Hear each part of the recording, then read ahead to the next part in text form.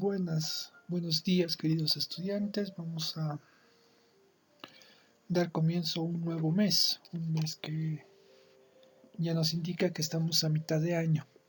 Y para ello vamos a hacer una pausa entre lección y lección y vamos a realizar lo que es un repaso general de la materia. Este repaso general de la materia me voy a enfocar con dos temas concretos, dos temas que se relacionan entre sí y de alguna forma van a centrar el paso de la psicología en cuanto ciencia. El profundizar en el estudio nos ayuda a mejorar nuestras capacidades y con ello a descubrir nuestra identidad personal. Estudiar y repasar siempre en cuanto que nos va a ayudar a buscar nuestra identidad personal y esa identidad personal nos va a ayudar a ser mejores personas y a descubrir lo que queremos ser en la vida.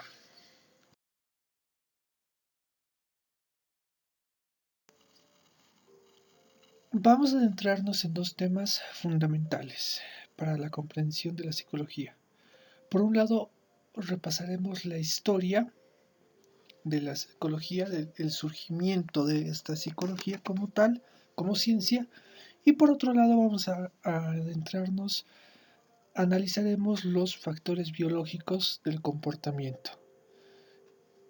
Por tanto, los temas que vamos a analizar es la historia de la psicología y la dimensión biológica que está dentro de la dimensión psicológica. Vamos a adentrarnos en estas dos en historia porque es necesario conocer los orígenes de la psicología que se interesa por el ser humano y esa dimensión biológica que forma parte esencial del ser humano como tal, como ciencia, como fuerza creadora del hombre. Entrándonos ya en lo que es la historia concretamente de la filosofía. Si vamos recordemos siempre porque es repaso, que el análisis de la historia de la psicología la podemos localizar en dos grandes periodos. El primer periodo, el periodo precientífico, antes de que se creara un sistema, un método científico concreto, es un periodo precientífico que está ligado junto con la filosofía. Y después viene el periodo científico, que ya es la separación de la filosofía, de la psicología con la filosofía y ya genera su propio método científico, por ello es periodo científico. Vamos a analizar estos dos periodos. El periodo precientífico. Este periodo precientífico se puede ver dos etapas grandes.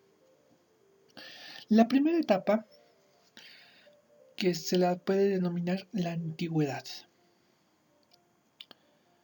Esta etapa de la antigüedad se va a remontar a la filosofía antigua, a la filosofía griega concretamente, junto con Platón, uno de los grandes representantes de la filosofía griega, y Aristóteles, quienes en su dimensión y en su estructura de pensar al ser humano se interesan por la naturaleza humana, es decir, el comportamiento por el ser humano en general, ¿no? Y al mismo tiempo por la existencia y la inmortalidad del alma. Estas dos fuentes dan origen a lo que va a ser la psique, concretamente, lo que va a dar principio a la psique, es decir, al tratado del alma. Tanto Platón como Aristóteles van a buscar esa dimensión de que el ser humano no es solo una cosa orgánica, sino que también existe algo que es dinámico dentro de él, y eso dinámico que está dentro de él existe una inmortalidad del alma. Bien, periodo filosófico antiguo basados en Aristóteles y en Platón. Y ahora pasamos al segundo periodo, que este es el periodo empírico.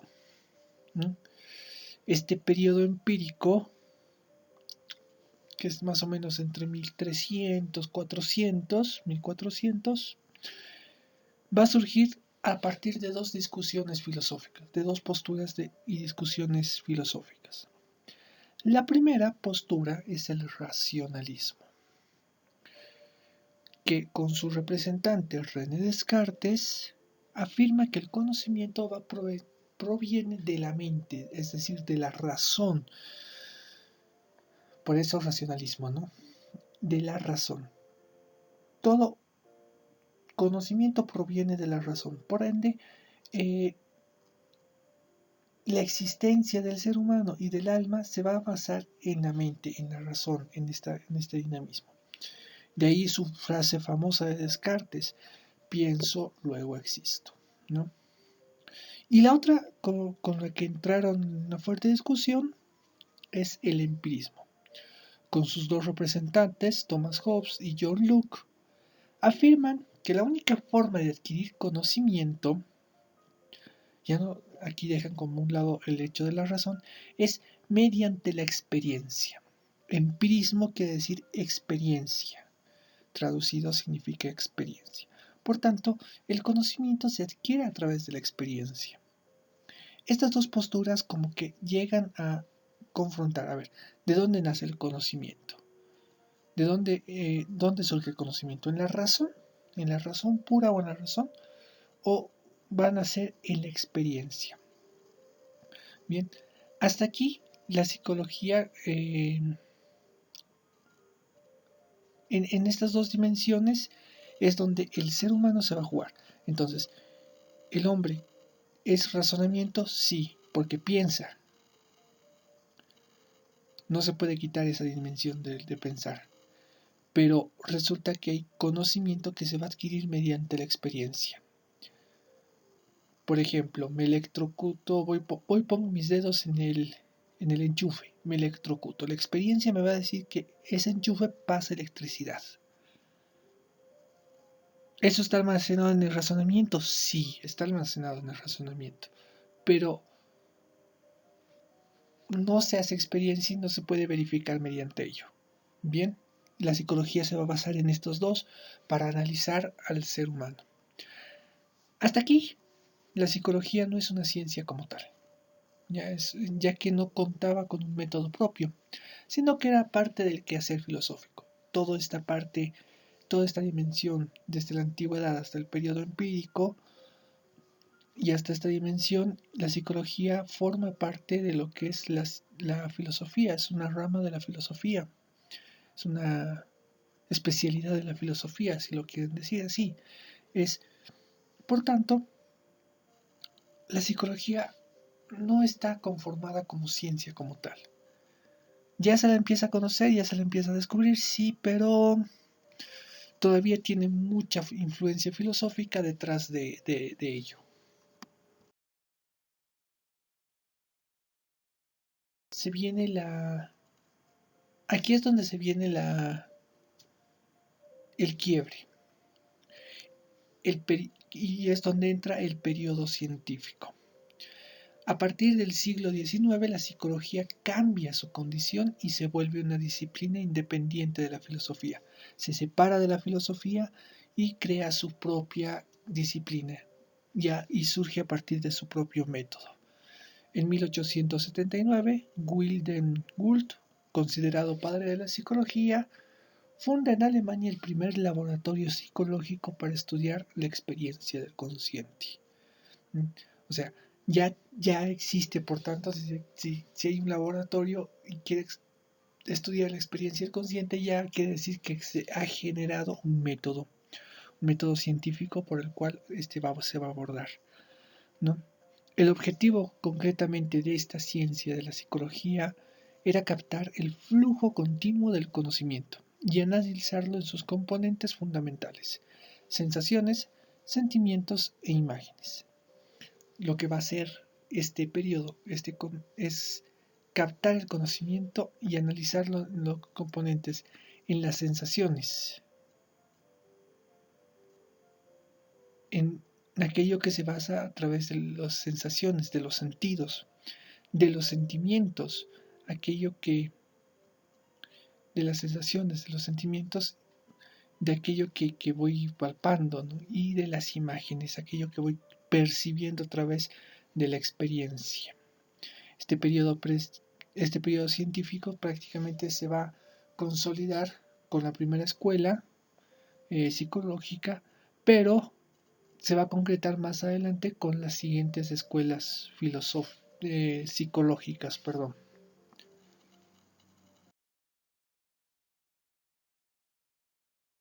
Y las escuelas psicológicas son varias, de las cuales vamos a mencionar a 5.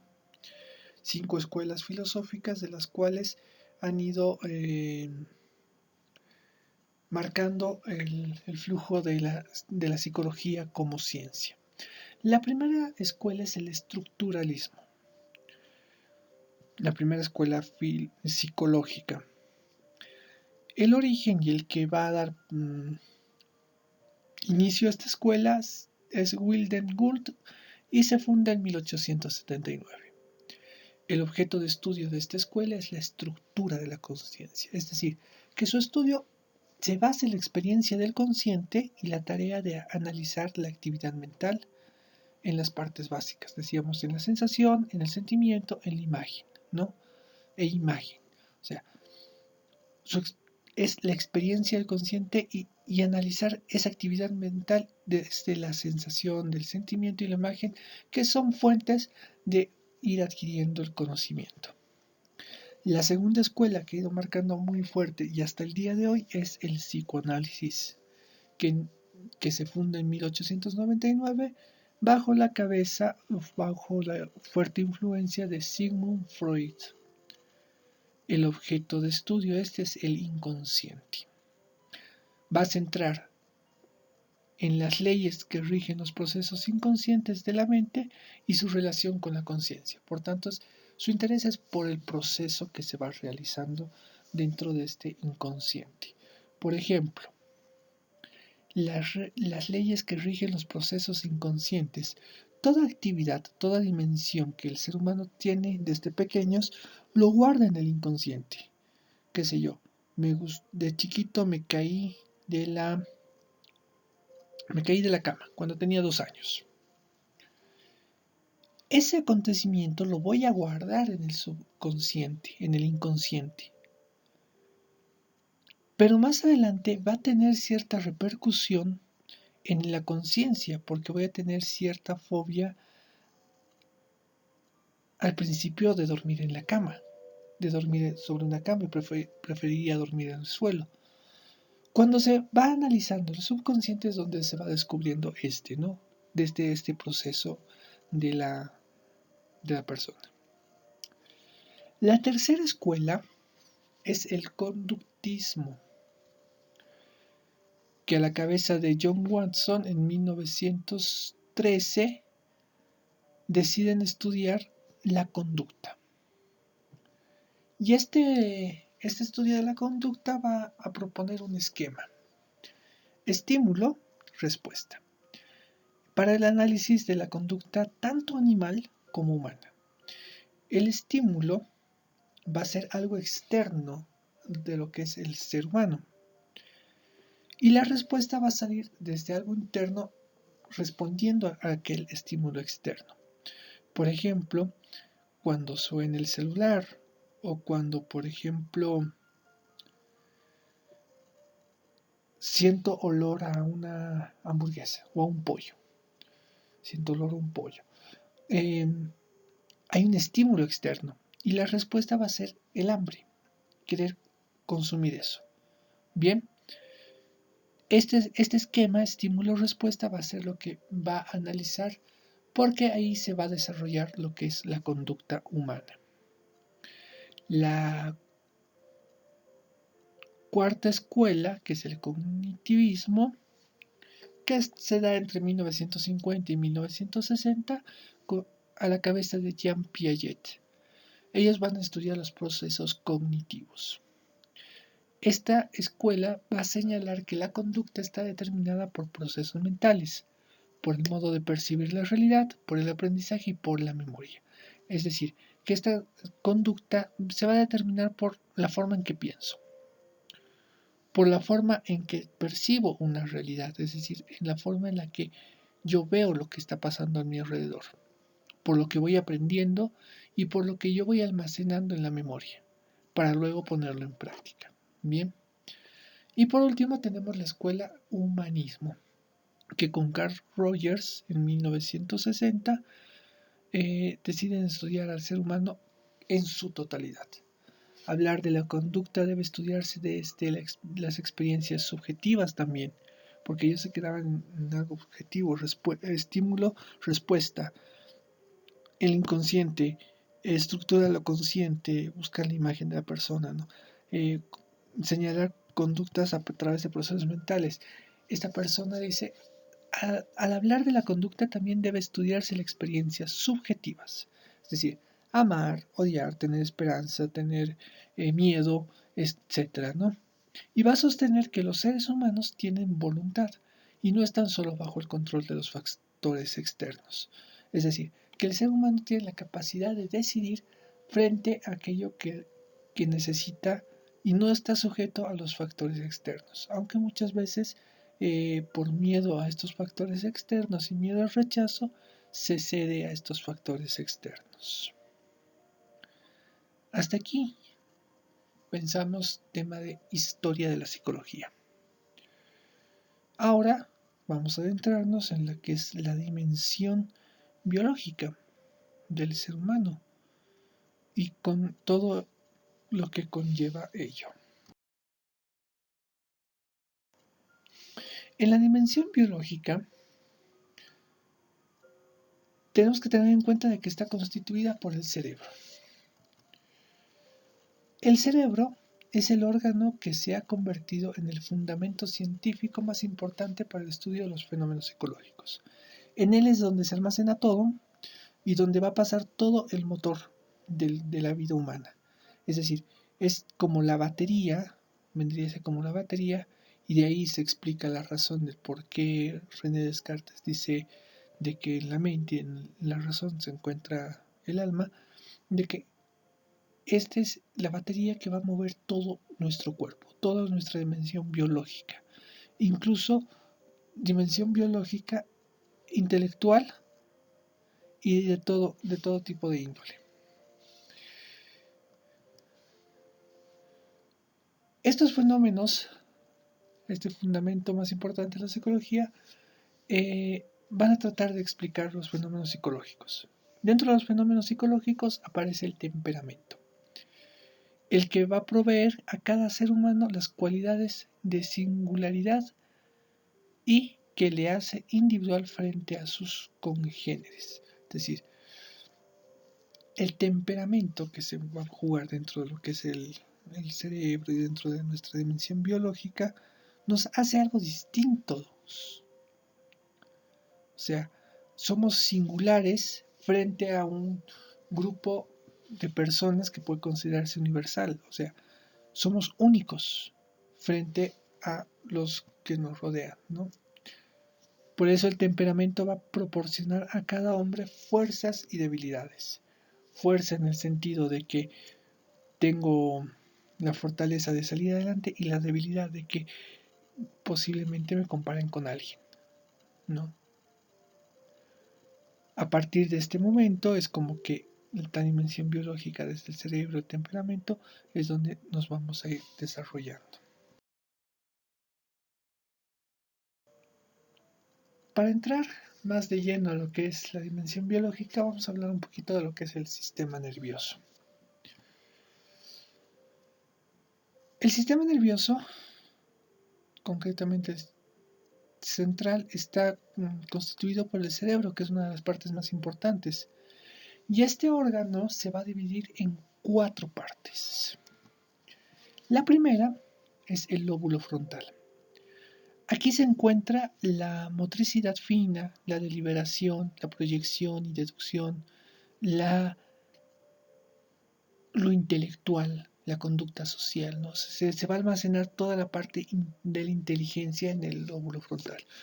De ahí es que esa frase, tal persona tiene 3 dedos de frente, ¿no? Como que del lóbulo frontal justo en nuestra frente es donde va a almacenar nuestra inteligencia, ¿no? Después tenemos el lóbulo temporal, que es la percepción auditiva y la memoria. Lo que escucho lo almaceno dentro de la memoria y cuando sea necesario después lo saco, ¿no? Lo pongo al corriente del otro, ¿no? Después tenemos el lóbulo parietal. Esta es la sensación del tacto, la temperatura y la presión del cuerpo. Nos va a ayudar, digamos, a palpar, a sentir las cosas desde el tacto. Va a regular la temperatura y la presión del cuerpo frente a ciertas circunstancias. Por ejemplo, ahora que ha empezado el frío, este lóbulo va a empezar a regular esta temperatura. Y después tenemos el lóbulo occipital, que es esta percepción e información visual, ¿no? Aquí encontramos la percepción y la información visual. Todo lo que se nos va adentrando por los ojos lo vamos almacenando y la percepción también, lo que vamos percibiendo de los otros.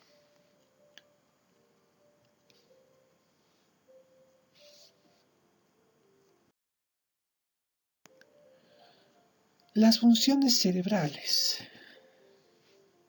Las funciones cerebrales podemos decir que son tres. Primero vamos a hablar de la unidad funcional número 1, que vendría a ser lo que es el arquicórtex. Aquí se halla la atención, la concentración, la vigilancia, la alerta, el tono y la conciencia. Es como que la unidad funcional 1 es aquello que nos mantiene despiertos frente a varios acontecimientos, ¿no? La atención, por ejemplo, cuando tengo que estar en clases y junto con la concentración, la vigilancia, la alerta, el tono y la conciencia, ¿no? De ahí tenemos la unidad funcional número 2, que es el paleocórtex. Aquí se va a hallar la simbolización, el archivo, el análisis e interpretación y la memoria. O sea, en el primero vamos a hallar concentración. El segundo, en esa concentración vamos a tener resultados de que vamos a agarrar una manzana. Aquí en el paleocórtex se va a simbolizar eso, se va a archivar, se va a analizar e interpretar y se va a guardar en la memoria. Bien. Y la unidad funcional número 3, el neocórtex, se halla el control, la deliberación y proyección del futuro y una deducción. Deduzco que tal persona está bien, ¿no? Se halla el control. Aquí sería como los muñequitos que manejan una nave espacial y nuestro cerebro es una nave espacial, algo así. La deliberación, lo que voy a ir decidiendo, ¿no? Y la proyección de futuro, el mirarse para más adelante.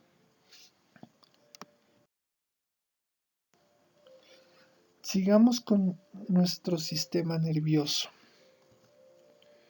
Para comprender más el sistema nervioso, se lo tiene que dividir en tres partes, que es el sistema nervioso central, lo que va a acontecer el centro del sistema nervioso, el sistema nervioso periférico y el sistema nervioso autónomo. Ahora, la función del sistema nervioso es relacionarnos con el medio ambiente por medio de receptores que transforman los estímulos en impulsos nerviosos y los mandan al cerebro, donde sale la respuesta motora hacia el órgano efector. Bien, o sea, la función que va a cumplir este sistema nervioso es, de alguna forma, relacionarnos con el medio ambiente, con mi realidad, con aquello que estoy viviendo, por medio de receptores que transforman los estímulos, es decir, pueden ser los sentidos, pueden ser otras dimensiones que acumulan esa información y lo mandan al cerebro para que éste lo procese, y si es necesario saca una respuesta. Qué sé yo, por ejemplo, me he comido una manzana.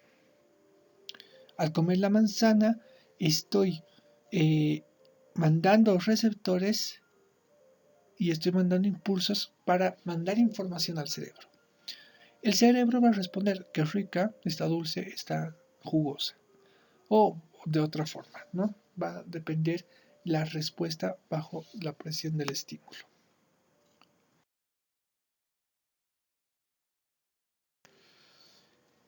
Este sistema nervioso, los sistemas nerviosos funcionan a través de neuronas. Y la neurona, una imagen de la neurona, son así, es la unidad genética, estructural y funcional del sistema nervioso.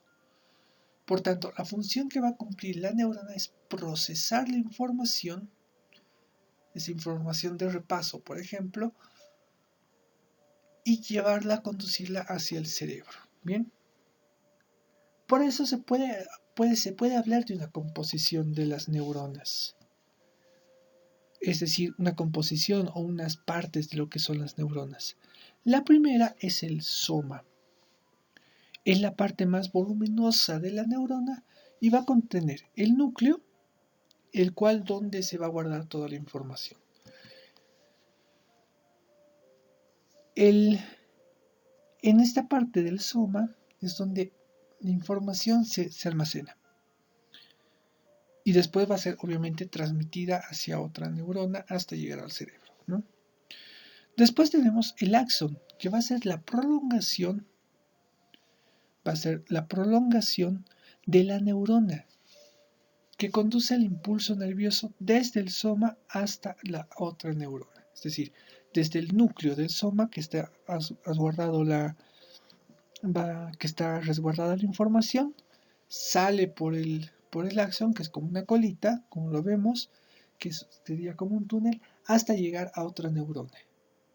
Hasta otra neurona que va a asimilar el mismo proceso. Después tenemos los dendritas. Las dendritas son extensiones ramificadas del cuerpo celular y cada una va a actuar como receptores de señales de otras neuronas. Son como pequeñas antenas que se unen con otras neuronas que captan las señales y pasan información, y así sucesivamente, ¿no? Se unen como una red, la cual se están pasando información constantemente.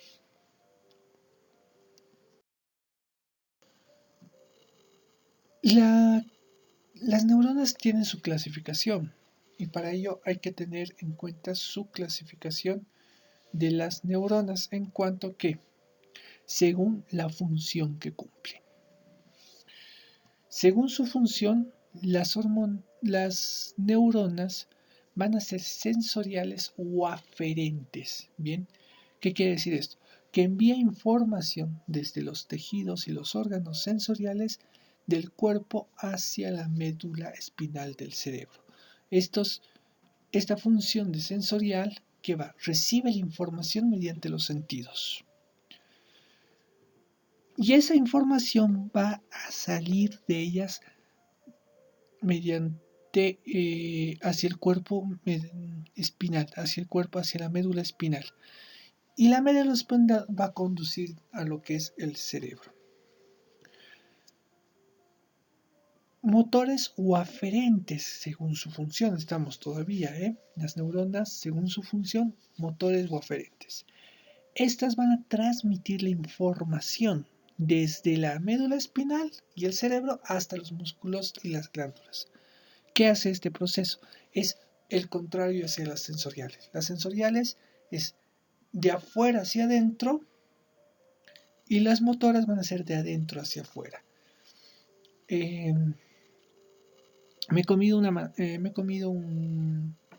manzana. Sensorial, actual aspecto sensorial. El motor va a dar una respuesta frente a ello. Y eso va a provocar ciertos movimientos frente a estas funciones. Y después tenemos, según su función, las interneuronas. Estas interneuronas hacen de puente, porque reciben los impulsos neuronales sensitivos y motores y los transmiten a las neuronas motoras, las que activan los músculos del cuerpo. Es decir, las sensitivas reciben información externa.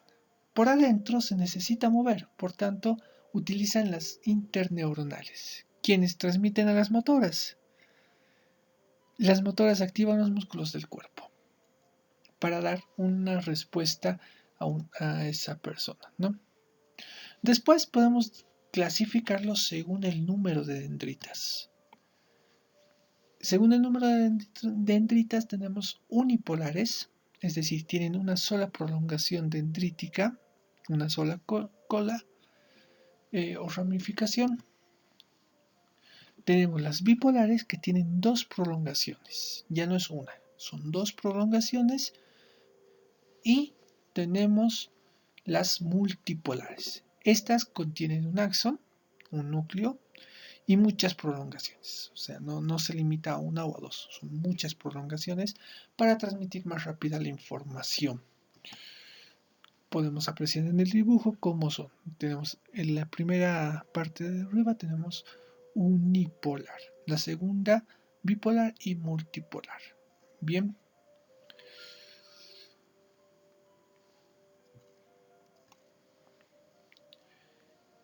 Este movimiento que se da entre las neuronas, entre la clasificación de las neuronas, existen lo que se llaman los neurotransmisores. ¿Ya? Estas son conexiones que van a posibilitar que las neuronas generen señales electroquímicas para producción y conducción del impulso nervioso. Esas conexiones se llaman sinapsis.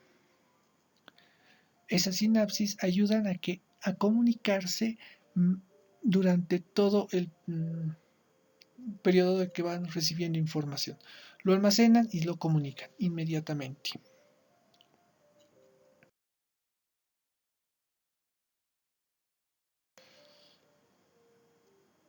Hemos hablado de tres tipos de sistemas nerviosos.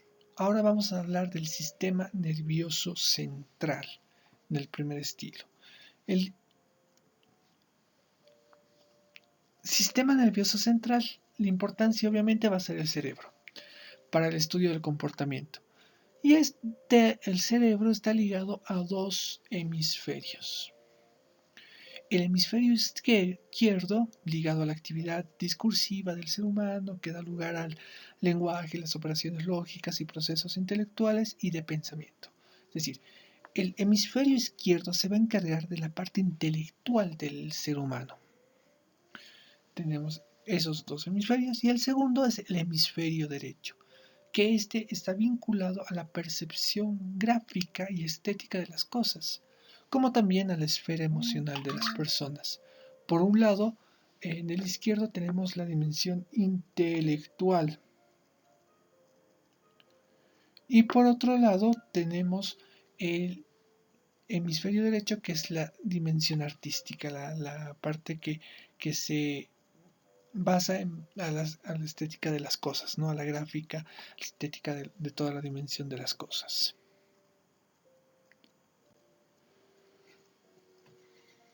En estos dos hemisferios es importante hablar del cerebro. Es el órgano más importante del comportamiento y del aprendizaje humano, porque resulta que del cerebro salen todas las órdenes de lo que tenemos y lo que no tenemos que hacer. En el cerebro se almacena toda la dimensión de nuestros movimientos, de nuestros pensamientos, de nuestra memoria, de nuestro aprendizaje. Todo se mueve en base al cerebro. Por eso es el principal y el más importante órgano de todos. Por eso, cuando se escucha, por ejemplo, el tema de que alguien ha tenido muerte cerebral, ya prácticamente se lo da por muerto. No hay vuelta atrás en ello, ¿no? La función principal del cerebro es generar reacciones neurales, musculares y glandulares. Va a realizar tres acciones neuronales, musculares y glandulares para que el cuerpo vaya respondiendo en base a lo que el cerebro quiere. El sistema nervioso tiene alrededor de 1 billón de neuronas.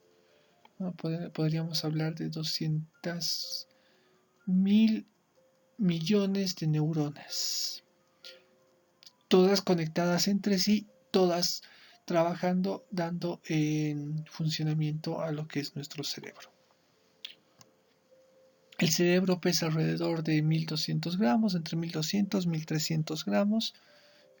Prácticamente se encuentra sanito.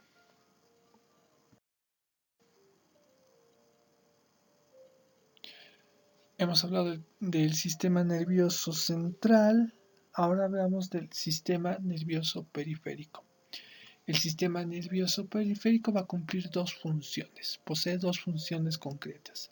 La primera es conectar los receptores sensoriales de entrada por medio de los sentidos y los efectores motores, la salida, el llamado de los sentidos hacia adentro y la respuesta que va a impulsar la salida, ¿no? La salida de uno mismo.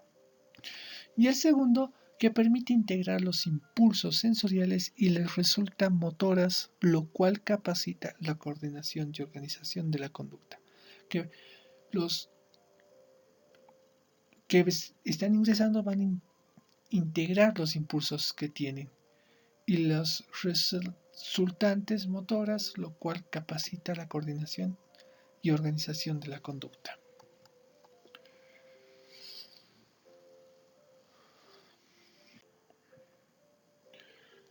Sistema nervioso central, sistema nervioso periférico, sistema nervioso autónomo.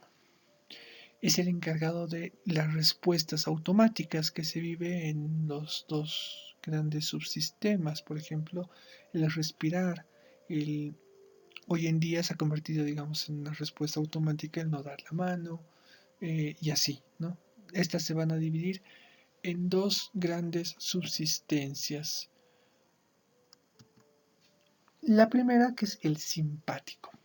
Esta va a cumplir la función, es activa y tiene que ver con la activación refleja, es decir, esta cumple una función concreta.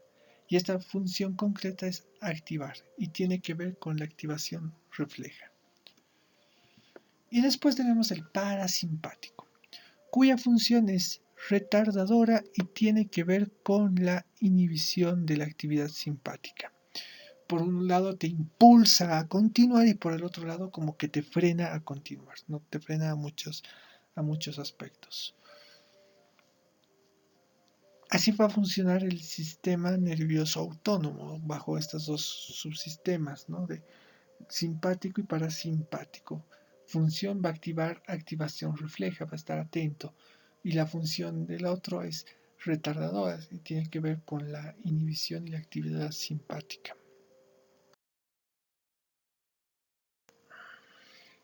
Niveles fundamentales del cerebro. El cerebro conforma los niveles. En la escala filogenética, la organización del cerebro humano está compuesta por tres niveles o capas concéntricas. Estos tres niveles o estos factores humanos son, en primer lugar tenemos el arquitocórtex, que va a ser el núcleo del tronco cerebral y está encargado de los procesos mantenedores de la vida, como son la respiración y el metabolismo, manteniendo al mismo tiempo el nivel de funcionamiento del cuerpo próximo a un estado de equilibrio estable. Es decir, el córtex lo que va a hacer es el núcleo, y como es el núcleo de todo, se dedica más a esta su forma de ser. La segunda es el paleocórtex. Es una capa que se desplaza de manera concéntrica sobre la capa anterior o incluso primitivo. Bien, se encuentra en el aislamiento límbico que regula las funciones que suponen cierta interrelación con el medio, como la motivación o la emoción. Va a ser la capa que desplaza de manera concéntrica sobre la capa anterior del núcleo primitivo, es tapar ciertas fallas que uno va asumiendo a lo largo de la vida. Después tenemos el neocórtex. Este va a constituir la superficie del cerebro donde se desarrolla la formación de los procesos mentales, superiores. Bien, va a controlar la elección y la discriminación, el aprendizaje, el pensamiento y la memoria. Bien.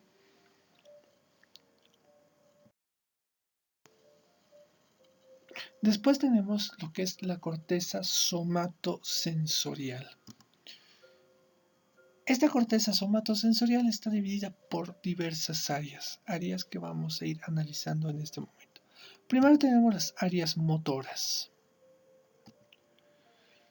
Se localizan en las circunvalaciones centrales del cerebro. Las áreas motoras, como podemos ver en la imagen.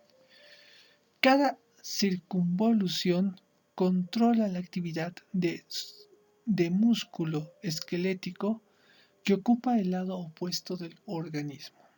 Bien, o sea, lo que va a hacer estas áreas es, de alguna forma, está centrado en aquello de centrales superiores, ¿no? Y cada circunvolución, cada forma, va a controlar esta actividad de músculos, ¿no? Controla los movimientos de la exterminada inferior opuesta, mientras que la zona inferior controla a la cabeza y el cuello. Es decir, esta zona es como que extermina inferior opuesta, mientras que la zona inferior controla la cabeza y el cuello. Las áreas somáticas se localizan con la circunvolución central posterior. En esta zona se registran las sensaciones de calor, de frío, de tacto, presión, dolor y sensibilidad propioceptiva. Es decir, que tiene sentido de la posición y equilibrio muscular. Estas áreas de alguna forma te van a brindar ese equilibrio muscular que uno tiene. Después tenemos el área premotora, que como dice el nombre, está antes que el motor, ¿no? Es la estimulación de esta área, se traduce en la aparición de una serie de movimientos de naturaleza generalizada como rotación de la cabeza. Es decir, esta estimulación de esta área se traduce en la aparición de una serie de movimientos que la naturaleza va ejerciendo. Después tenemos el área del lenguaje. Dentro de lo que es el área del lenguaje se localiza en el lóbulo frontal. En la persona diestra se desarrolla mejor que la corteza cerebral izquierda. Y del mismo modo con el zurdo se desarrolla la corteza cerebral derecha. Es decir, con la izquierda, si yo escribo con la izquierda, mi lóbulo cerebral va a funcionar, mi hemisferio cerebral va a funcionar cuando esté a mi derecha.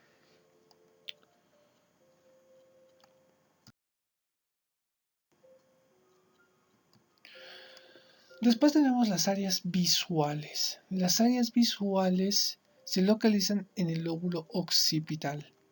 En la parte izquierda se registran los impulsos que se originan en la parte izquierda de cada glóbulo ocular.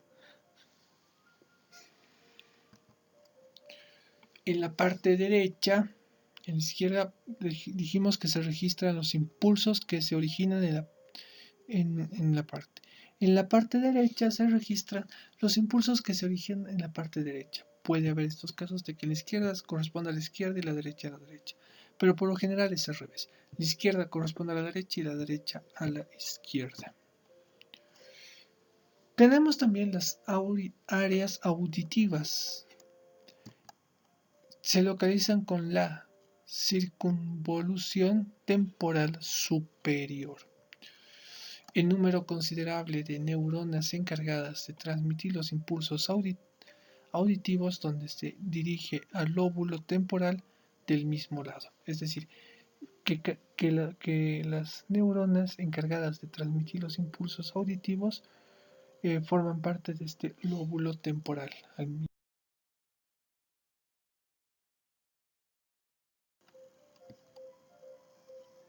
Después tenemos el área primitiva u olfativa y gustativa. El área olfativa se localiza en la superficie medial del lóbulo temporal. El área gustativa en la cara anterior de la circunvolución central posterior del lóbulo parietal. Es decir,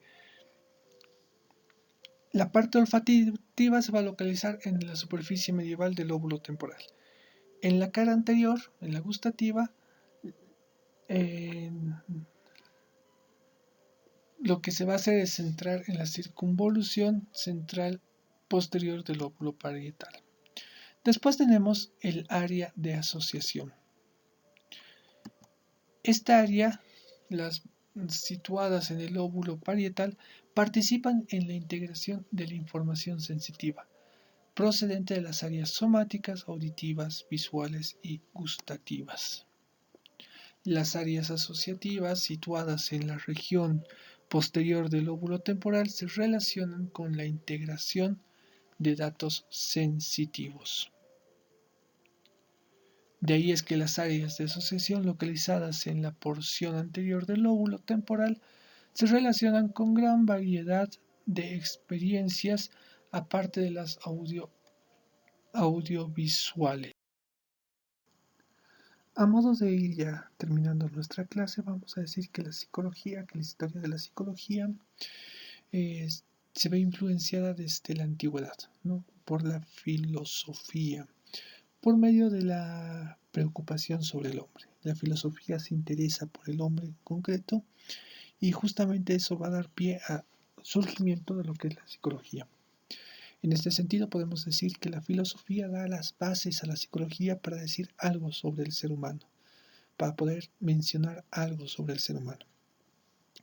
En este sentido, pues podemos afirmar de que la filosofía da pie a la psicología y por ello necesita de la psicología la filosofía. Y después podemos decir también que la dimensión biológica va a ser un mayor grado de aporte al estudio del ser humano, pues en ella podemos analizar al ser humano en su comportamiento, su conducta e incluso en la biología que él mismo va presentando en su carácter, ¿no? O sea, la dimensión biológica va a dar pie y va a dar justificación a aquello que está, que el ser humano, aquello que está con la forma que se va comportando el ser humano dentro de la sociedad. Hasta aquí llegamos con nuestro tema, espero que estén bien, que se estén cuidando mucho. Les dejo un fuerte abrazo y será hasta la próxima.